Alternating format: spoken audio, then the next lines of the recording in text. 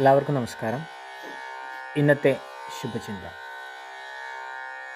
അനാവശ്യ വാക്കുകളും അനാരോഗ്യകരമായ സമീപനങ്ങളുമാണ് ബന്ധങ്ങൾക്കിടയിൽ മതിൽ തീർക്കുന്നത്.